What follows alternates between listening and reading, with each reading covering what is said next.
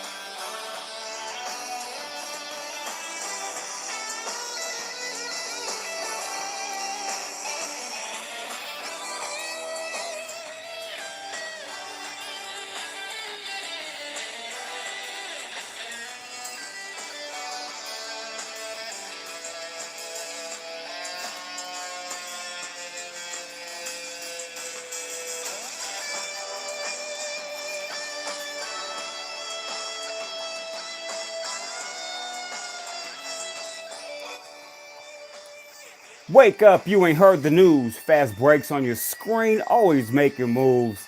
Thank you for joining me here live on the Fast Break Sports Hour, Monday edition, October 22nd, 2018.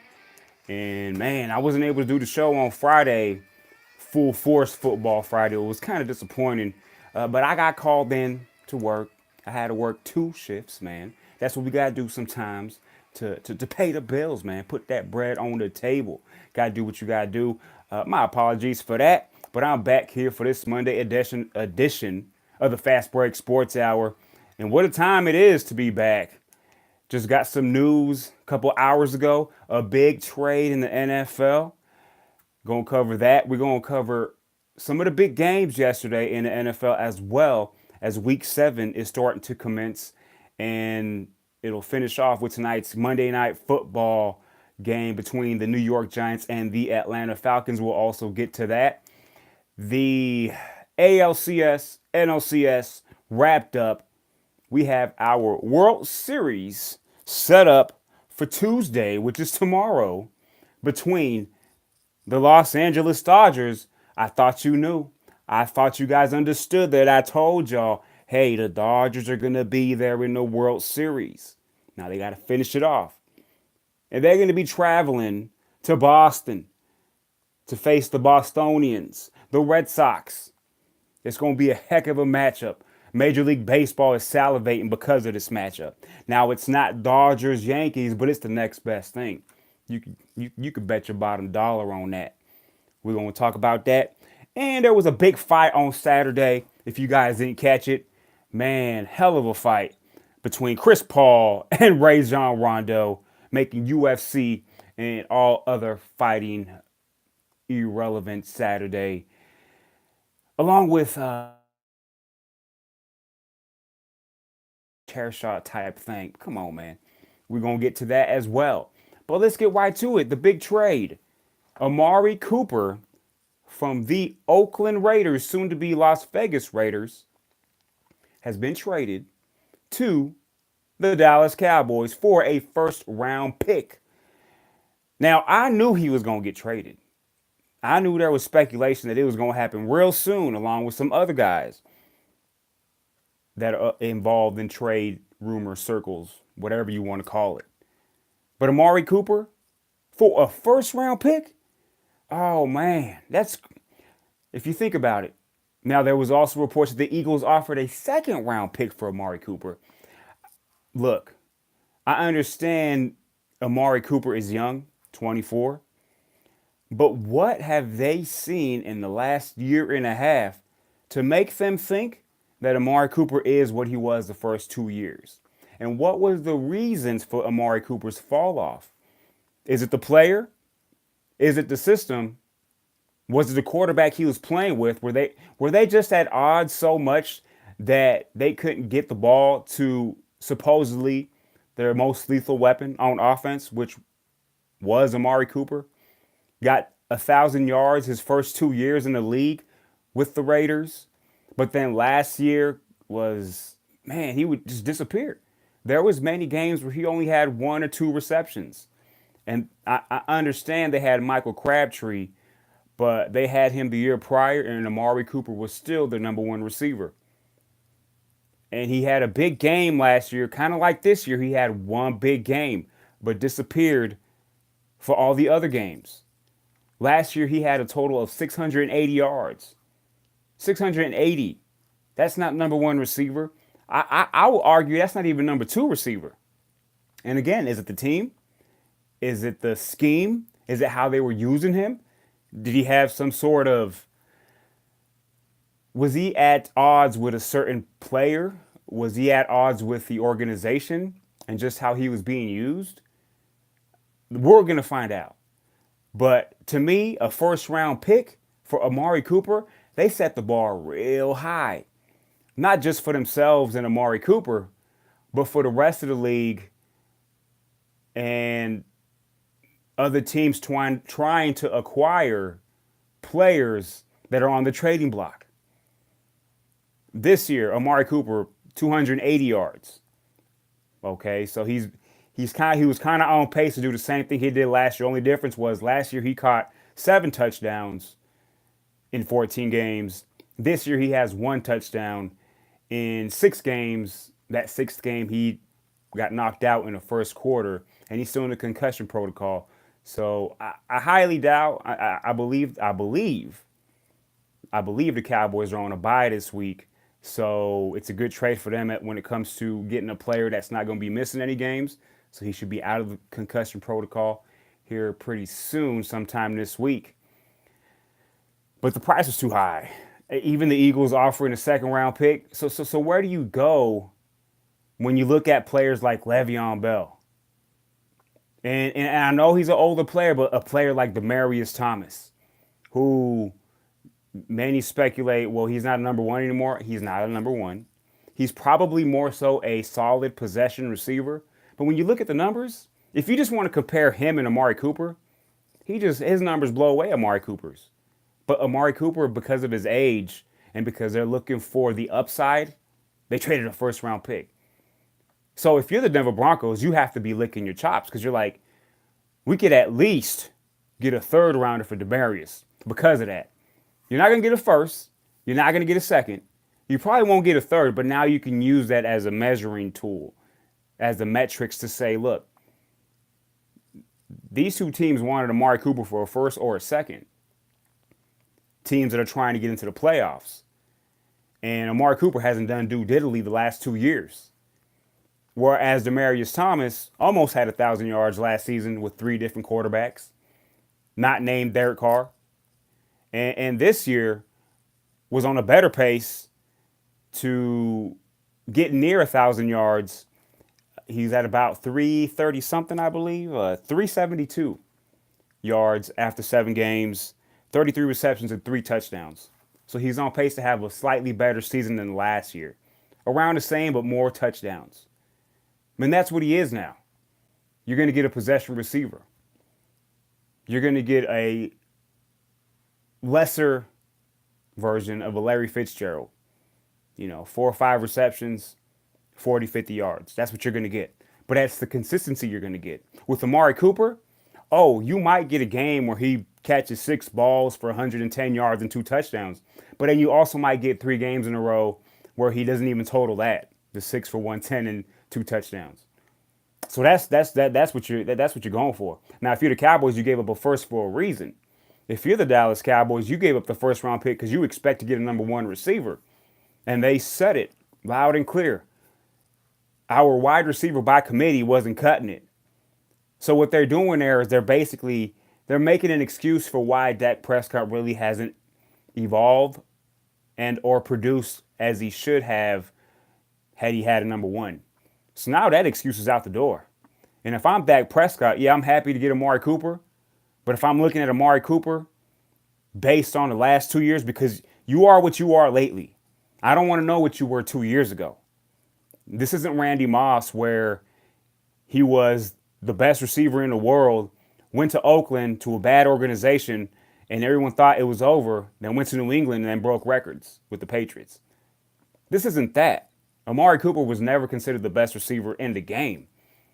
He was never considered top 10, not yet. He was trending. He was trending to be a top 10 receiver, but he never got there. In the last 2 years, he's not even a top 2 receiver on his team. So you don't mention him with the likes of those players, but that's what the Cowboys are looking for.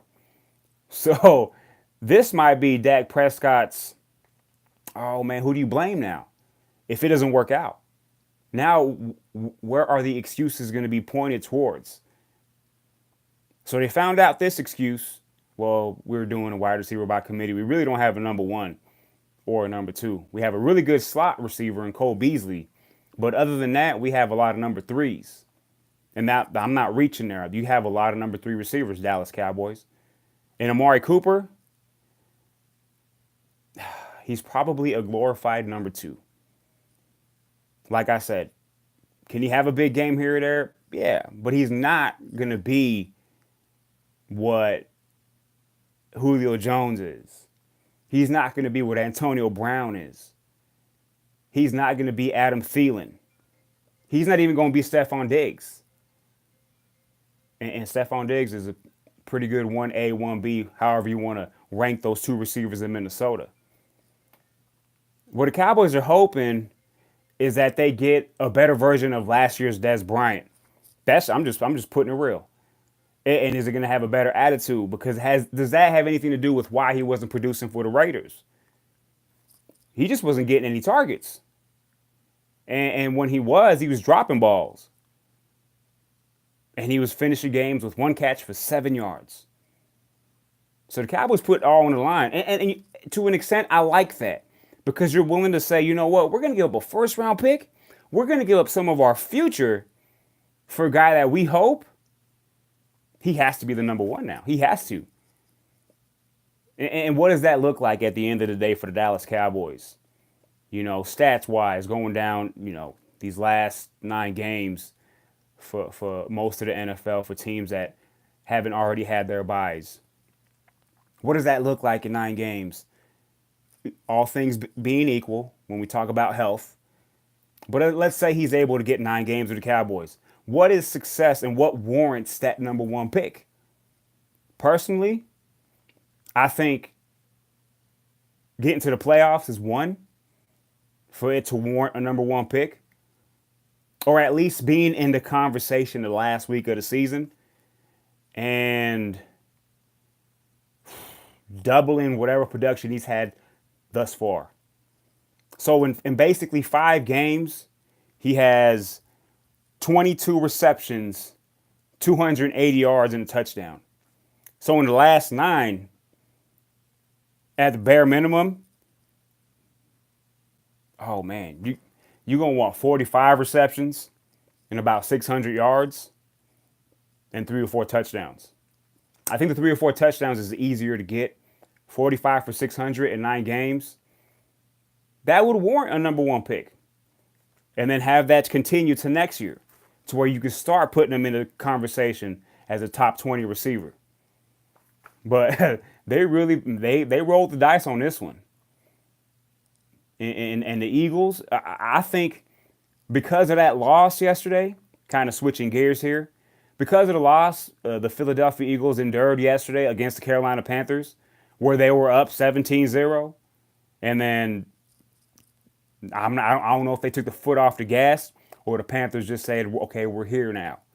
And they finished off the game on a 21-0 run to beat the Eagles.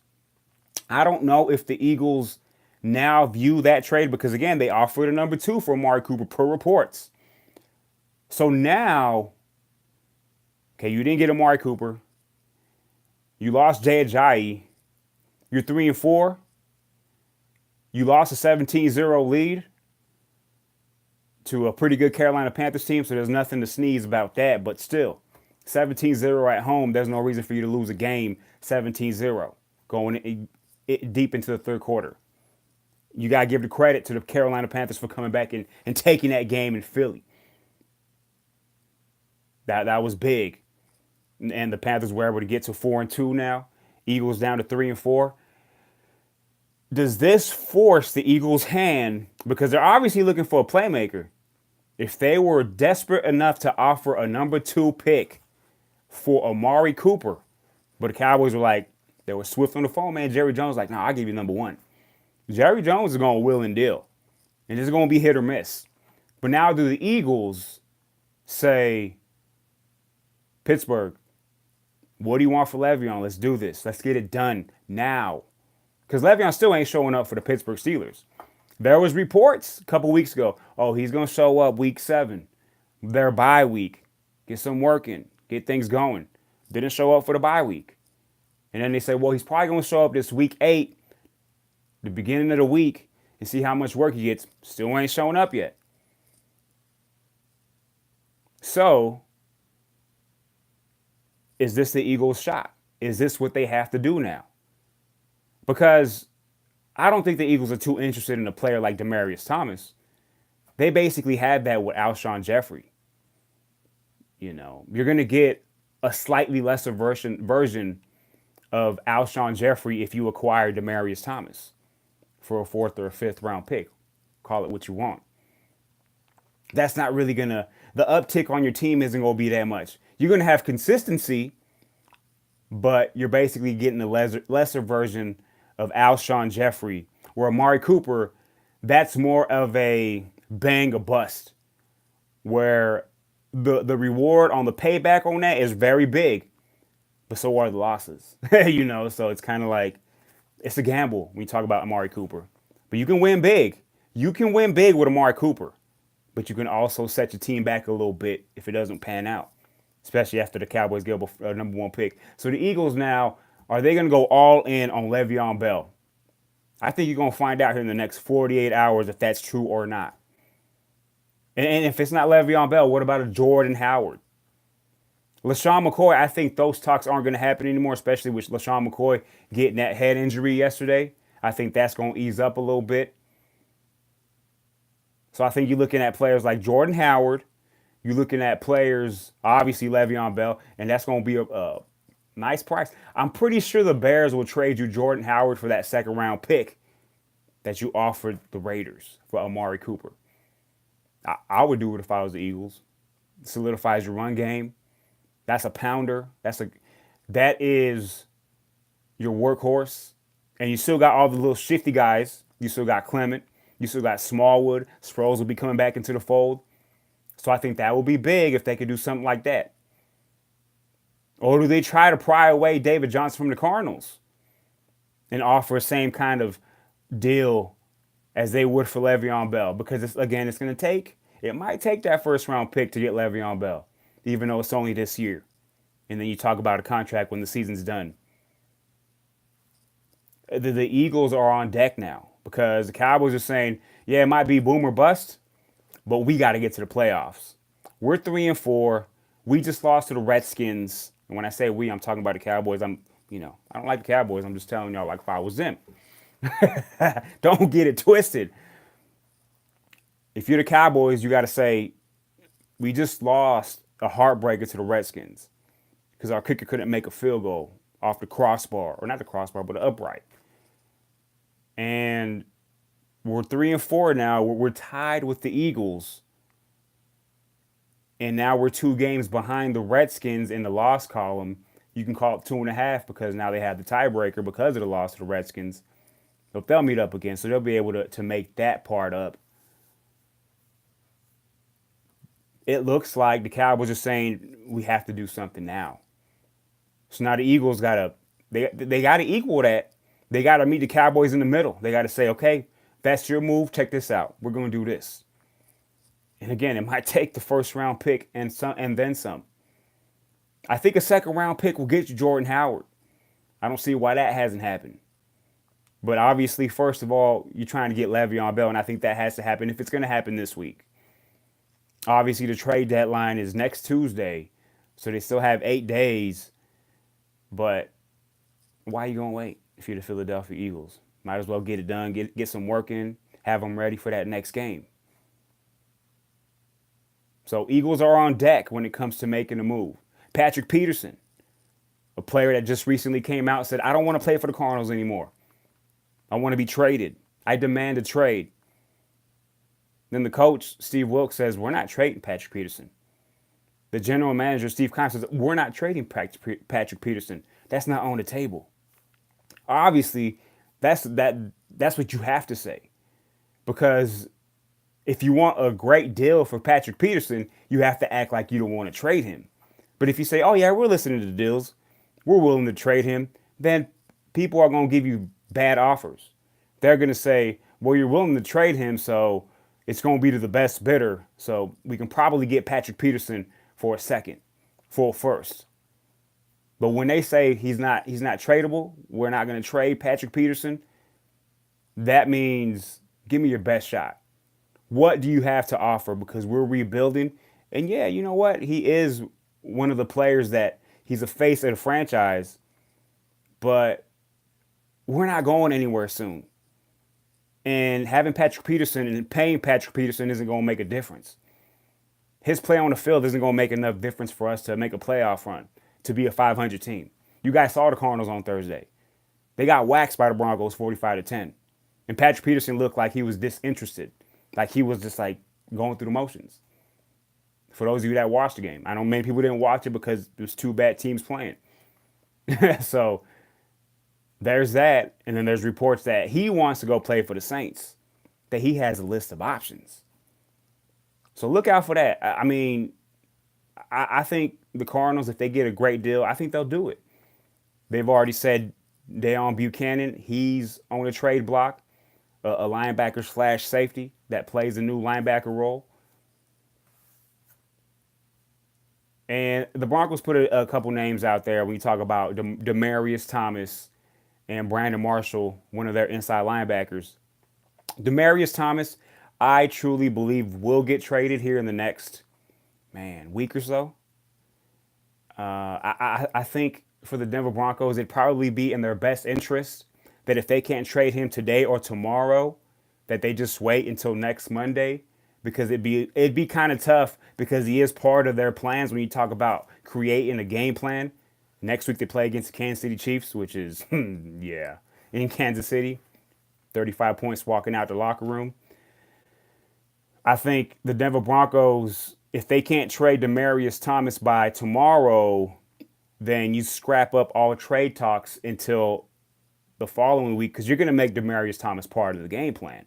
And I think that's part of the issue as to why he's definitely going to get traded, is because when he's a part of the game plan, that means that's less for Courtland Sutton. And that's what this trade is all about.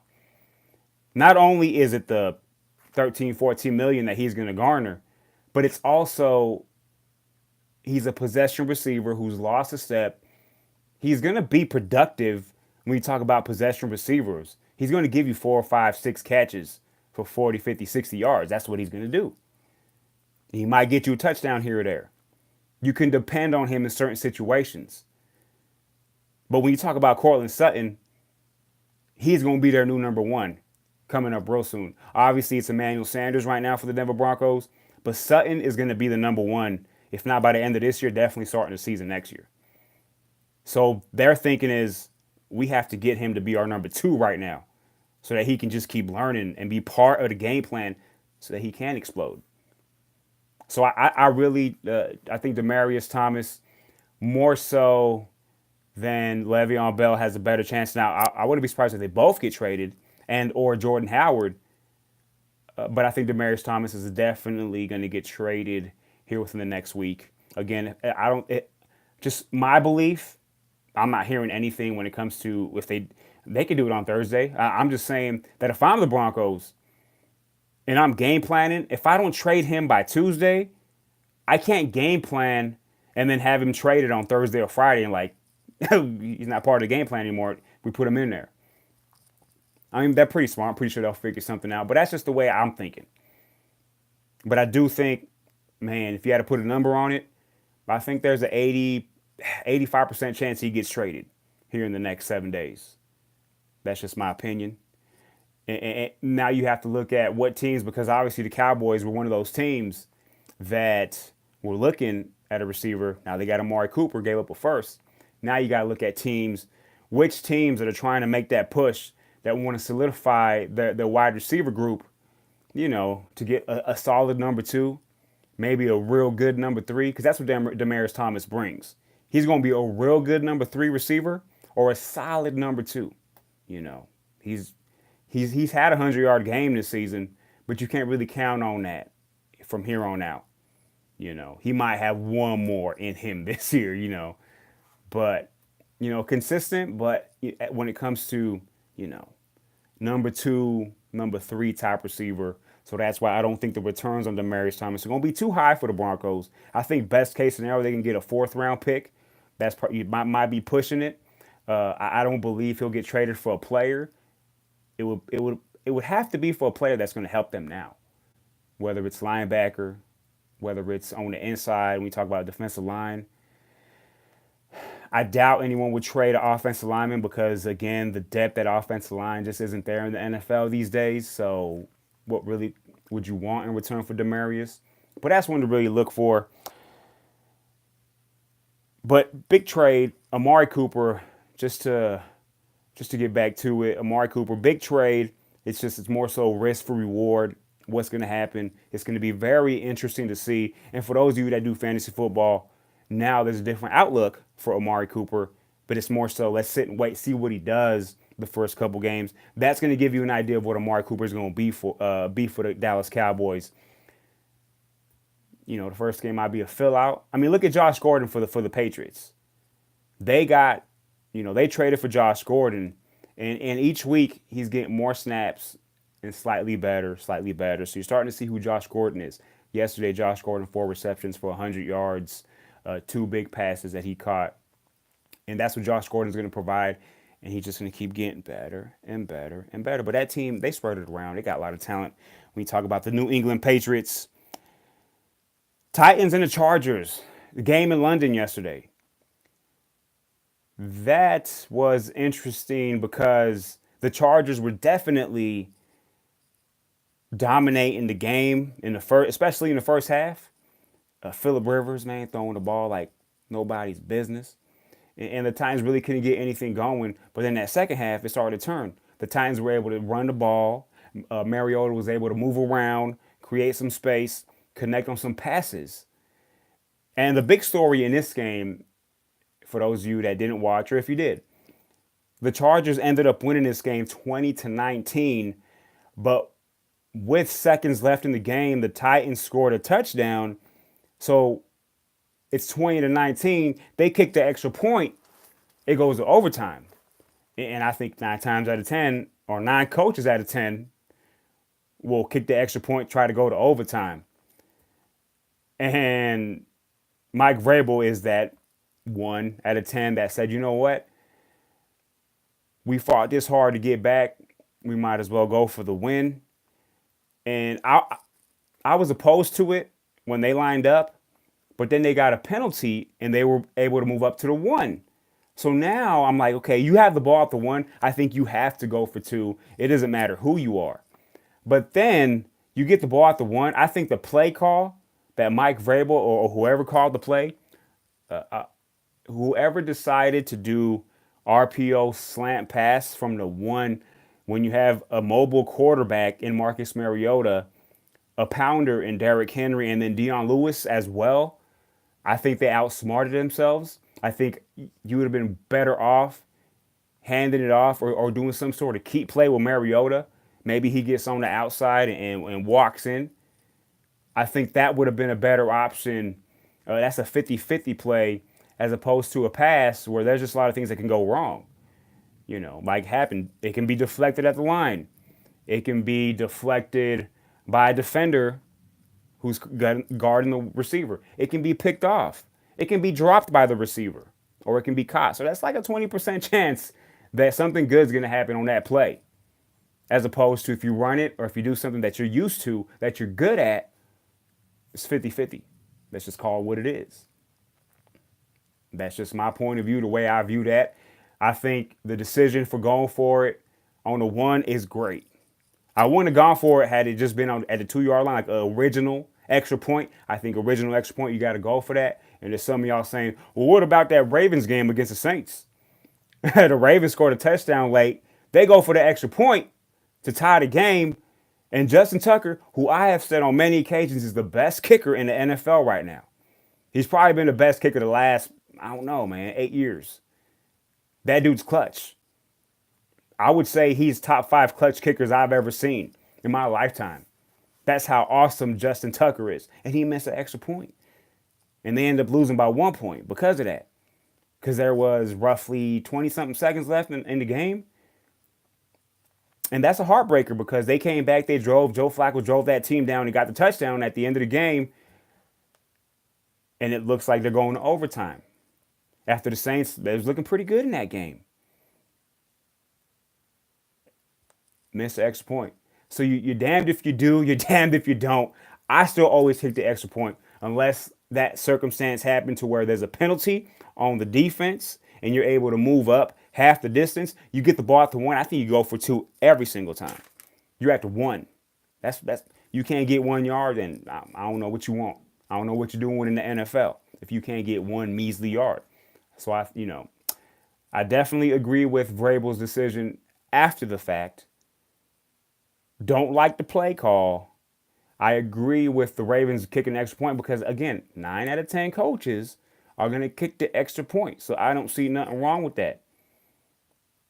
He just missed it. So hindsight being 2020, oh, you should have went for 2? No, hindsight being 2020, you're always going to kick it with Justin Tucker. That's just what happens.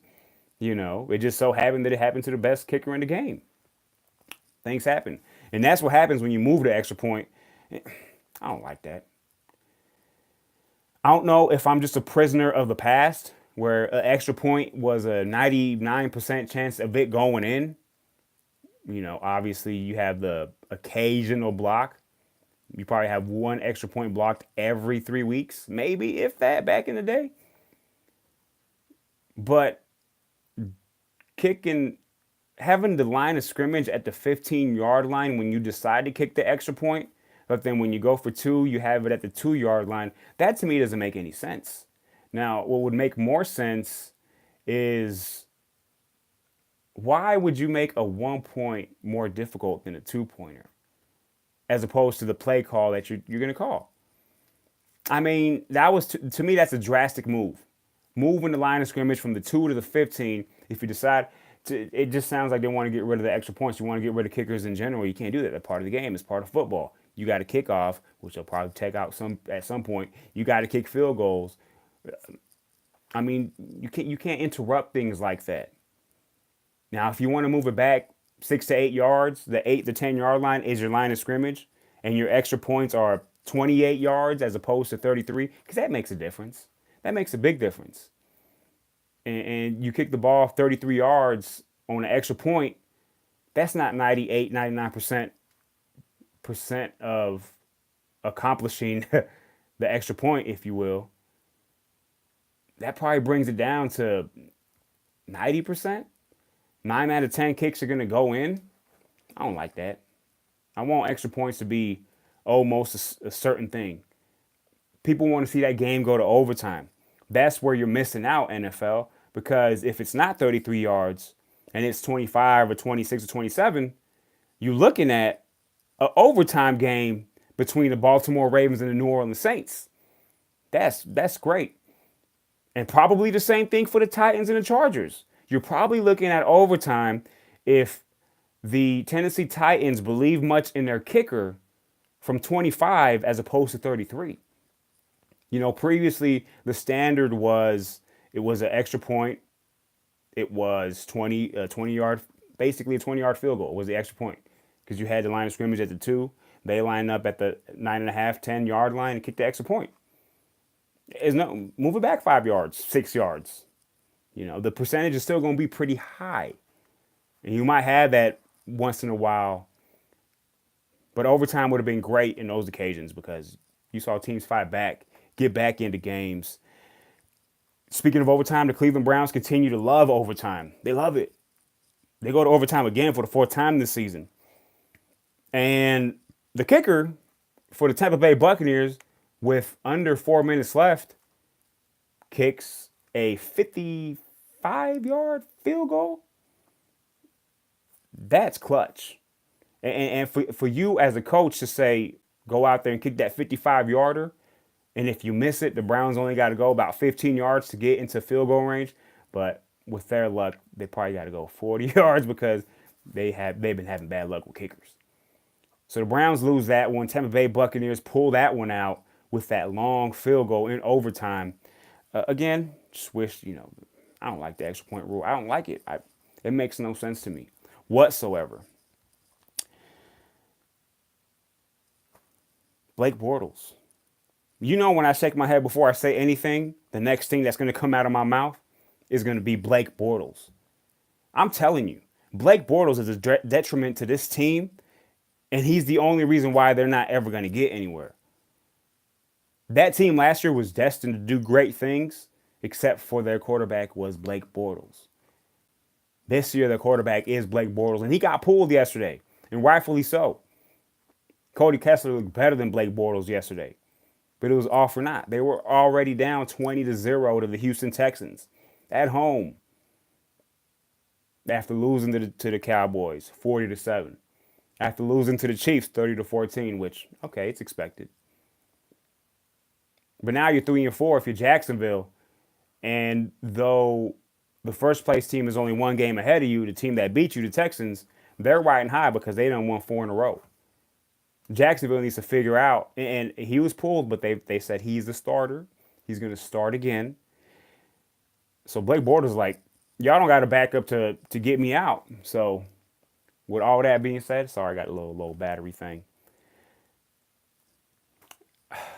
Kaepernick, Eli, somebody, get somebody else than Blake Bortles, or Blake Bortles got to step his game up. Or Leonard Fournette, please come back. Now they traded for Carlos Hyde, see how that works. Going into Philly this week. So we'll see. Jacksonville, that's their detriment. That's Blake Bortles is their Achilles heel.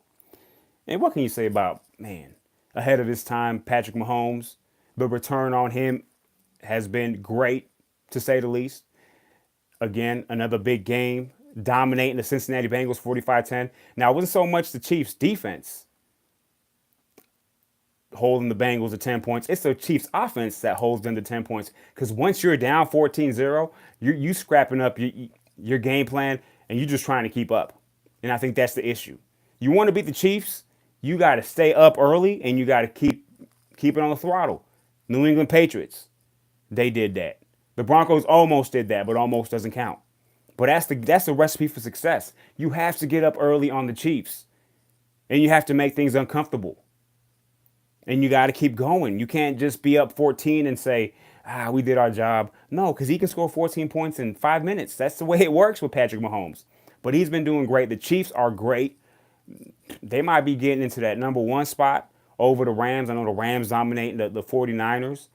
But, man, just the Chiefs are looking high, flying. With that quarterback, he can do whatever he wants. Let's be real, Patrick Mahomes. And I don't like it as a Denver Bronco fan, but I'm going to keep it real. He's awesome. Patrick Mahomes, and they got the Broncos next week in Kansas City and Arrowhead. Again, that's 35 points off the bus. So Denver, man, if you don't find a way to score points, it can get ugly very quick. And there's a history there of the Denver Broncos playing horrible in Arrowhead. It doesn't matter what team they had, whether it was John Elway, whether they had a Super Bowl winning team. It was horrible in Arrowhead every single time. 9 times out of 10, there's that 9 times out of 10. The Broncos were playing bad in Arrowhead, and it's going to be a tough one. But Patrick Mahomes, man, that dude's ridiculous. He's nuts. He's the new age. Chiefs got them something, man. And again, it's earlier than what I thought. There is no hiccup. It's not coming. It's never coming. I'm waiting for that Patrick Mahomes hiccup. It hasn't happened. It almost happened against Denver, but then that hiccup was like, nah, fourth quarter, bro. I'm about to come out and bring this team back, throw left-handed passes, and beat the Denver Broncos. The NFL was great. Tonight, New York Giants at the Falcons. Do or die for both of these teams. I already put the shovel on the New York Giants. I done put dirt on them. But they can win this game. Matter of fact, I'm gonna pick the Giants to beat the Atlanta Falcons tonight. I got the New York Giants tonight beating the Falcons 30-27 in somewhat of a high-scoring game because these teams do not have defense. And I just like Saquon Barkley and Odell Beckham. Julio Jones is nice, but I think Saquon is the key right there. It's going to be all on Eli and Matt Ryan. What are they going to do? Because these defenses are not going to stop one another. It's going to take who's going to do the first mistake. Now, many of y'all will probably say Eli, but Eli just seems to play better in these types of games where it's like there's no way he has a shot in Atlanta. He has a shot. I got the Giants tonight, 30-27, beating the Falcons. Lakers and the Rockets, man. Saturday, it was fighting. Dude, Chris Paul, Rajon Rondo, man, it looked like he spit on Chris Paul. I don't think he did. It looked like he just was arguing and it came out of his mouth. And then Chris Paul putting a finger in Rondo's face. Rondo wasn't having that. He went straight up ghetto and swung. And I like seeing that in the NBA. You want to see these fights once in a while. You got to do that, man. You can't be soft. But Brandon Ingram was soft. For him doing that, him coming in from behind and trying to take a swing, that's weak. And he only got suspended 4 games. NBA, you done messed up right there because you just basically told any player that if you're not involved, you can come in from behind and co-cock somebody and you're only going to be suspended 4 games. Brandon Ingram, that was bully-ish. That's a punk move. I'm going to call that. But the other two, man, Rajon Rondo, Chris Paul, do your thing, man. Go 12 rounds. I like that in the Basketball Association, NBA style, making things interesting early on. You can see a couple more of that this year. That would be great. I wouldn't mind a couple fights. That's what the NBA should be all about. Like back in the day when you would see fights with Lambeer and Charles Barkley going at it. Shaquille O'Neal knocking out little point guards like Alvin Robertson back in 1992. Hey, I'm just keeping it real. Or Barkley versus Shaq. You want to see some of that once in a while. Not like every night. I want to see 2 more fights before the season's over. Like good fights. Let's do it. Let's bring it back to the NBA. You get more people watch. You got people watching, but you get more people watching, especially the old schoolers. Dodgers and the Red Sox. I'm going to finish off on this because my thing's getting low. I'm talking about the battery, nothing else. It looking like Kershaw's going to start tomorrow. It's not official, but it looks like he's going to start tomorrow against Chris Sale, who's been announced the #1 pitcher for tomorrow. World Series going to start in Boston. Man, big names on both sides. Pitching is going to be key, but the hitting, who's going to be more consistent? Are we talking about Mookie Betts? Are we talking about Bradley Jr.? Or are we going to be talking about Bellinger? Are we going to be talking about Puig? Man, this is it. World Series. Machado ready for this? They looking like the villains. Machado and Puig looking like the villains of baseball, and that's what you want. This is going to be a great series. I think pitching is going to be vital, but I think you're going to have consistent hitting. And in that ballpark in Boston with the Green Monster, there's going to be some wacky stuff happening. Games 1 and 2, and Game 6, maybe Game 7. But at the end of the day, I got to keep it true. I got the Dodgers winning this series in 7 in a wonderful World Series like last year. But the Dodgers get it done this year. The Dodgers getting their first championship in the last 30 years. And they bringing it home for LA. The Dodgers will get this in 7.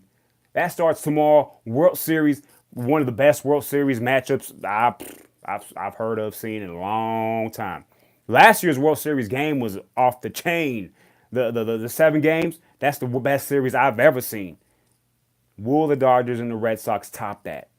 And will it go 7? Those are the big things. This is Fast Break for the Fast Break Sports Hour. I'm done with this. I'm done with y'all. Until tomorrow, where we get some little pregame action for that Red Sox Dodgers. Talk about what happened on Monday Night Football. Thank you guys for joining me here live on YouTube. Fast Break Sports Hour. I'm out until tomorrow. Love y'all. Do what you want. Be real. Keep it real. And don't let nobody tell you that you ain't awesome. Yeah.